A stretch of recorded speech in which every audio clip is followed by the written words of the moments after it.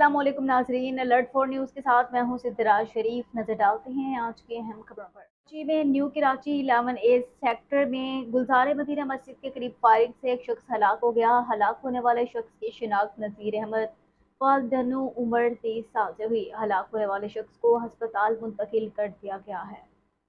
संगीन जुराई में मतलूब इश्तिहारी मुलजिम लाहौर एयरपोर्ट से गिरफ्तार। FI इंटरपोल और इमिग्रेशन की लाहौर एयरपोर्ट पर मुश्तरका कार्रवाई। संगीन जुराई में मतलूब इश्तिहारी मुलजिम को लाहौर एयरपोर्ट से गिरफ्तार कर लिया गया। मुलजिम को सऊदी अरब से पाकिस्तान पहुंचने पर गिरफ्तार किया गया। मुलजिम हसीब अहमद पंजाब पुलिस को मतलूब था। मुलजिम साल 2021 में कत्ल करके बिरोने मुल्क फरार हो गया था। मुलजिम के खिलाफ थाना कामों की गुजरावाला में कत्ल की दफात के तहत मुकदमा दर्ज था। लाहौर वेलेंशिया टाउन में निजी अस्पताल के मालिक डॉक्टर शाहिद सदीक के कत्ल का मामला। SSP investigation Lahore doctor Anoosh Masood Chaudhry का जाए वकवा का दौरा। डॉक्टर अनूश मसूद चौधरी ने वकवा से मिलने वाले शवाहिद का मुआयना किया। SP मॉडल टाउन इन्वेस्टिगेशन की सरबराही में पुलिस टीम्स को मुलजिमान की फौरी गिरफ्तारी का टास्क दे दिया। रावलपिंडी में कासी मार्केट में डकैती की वारदात हुई। डाकू वकास नामी शख्स से हुंडा 125 लेकर फरार हो गए। फरार होते वक्त डाकुओं ने बट मार कर आदमी को जख्मी भी कर दिया। लाहौर SSP इन्वेस्टिगेशन की वफद की मुलाकात NGO बेदारी के वफद की इन्वेस्टिगेशन हेडक्वार्टर आमद हुई।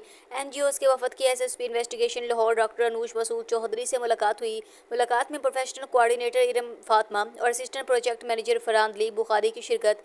NGO के वफद का विक्टिम सपोर्ट सेंटर के तहत दी जाने वाली पुलिस सर्विसेज पर एतमाद का इजहार। बेदारी के वफद के मेंबरान ने विक्टिम सपोर्ट सेंटर के लिए भरपूर ताउन की पेशकश की। दोनों के बेहतरीन इश्तराक से ही खवातीन को बरवकत और फौरी इंसाफ की फराहमी मुमकिन है। कराची में कायदाबाद ग्रीन सिटी पुल के करीब फायरिंग से एक पुलिस एहलकार शहीद, एक मर्द और एक बच्चा जख्मी हो गए। हलाक और जख्मी होने वाले अफराद को चीफ एम्बुलेंस के जरिए अस्पताल मुंतकिल कर दिया गया।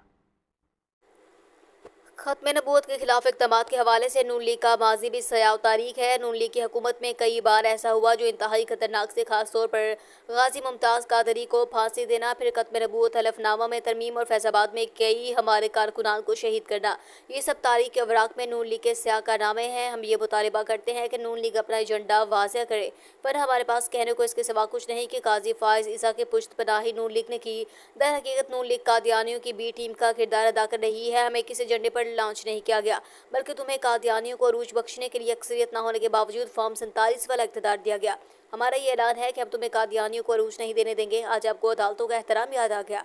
कल तक जब तुम खुद जाने नून लीगी सुप्रीम कोर्ट पर हमलावर हुए तो इन वीडियोस को दोबारा देखो ताकि तुम्हारा मकरू चेहरा तुम्हें ही नजर आ जाए। आपको याद ना हो तो हम याद करवा देते हैं कि जब तुम चीफ जस्टिस को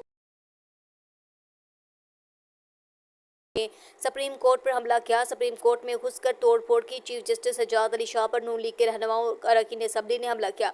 याद आया कुछ? ये बताओ कि वो क्या था। और आप कहोगे हमें अपने कायद नवाज शरीफ के साथ वफादारी की थी, तो सुन लो, तुम अगर अपने कायद के वफादार हो तो हम भी रसूलुल्लाह सल्लल्लाहु अलैहि वसल्लम के वफादार हैं। हम बार बार इस बात को सुनो, हमारा बयानिया वही है जो हमारे मरकजी अमीर हाफिज साद हुसैन रिजवी साहब ने कल दिया। हम पुरअमन हैं, हमें अपने पुरअमन रहने दो। जो आपने कहा कि उलमा इकराम को फैसले का हक दिया जाए तो हर फिरका अपनी सजा तजवीज़ करेगा। याद रखो, पूरा पाकिस्तान और सारे उलमा कादियानियों के गैर मुस्लिम होने और शार इस्लाम इस्तेमाल ना करने पर मुत्तफिक है, लेकिन तुम्हें उलमा के इत्तफाक के बावजूद कादियानियों को खुश करना है, जिसकी हम तुम्हें किसी सूरत इजाज़त नहीं देंगे। लिहाजा हम अपनी जमात और पाकिस्तानी कौम की तरफ से तुम्हारे इस प्रोपेगेंडे को सख्ती से मुस्तरद करते हैं। तमाम कारकुनान और जिम्मेदारान के नाम पर पैगाम है कि मरकज़ के अहकामात का इंतज़ार करें। तो ये थी अब तक की खबरें। मज़ीद खबरों और अपडेट्स के लिए देखते रहिए अलर्ट फॉर न्यूज़। हमारे यूट्यूब चैनल को सब्सक्राइब करना मत भूलिएगा।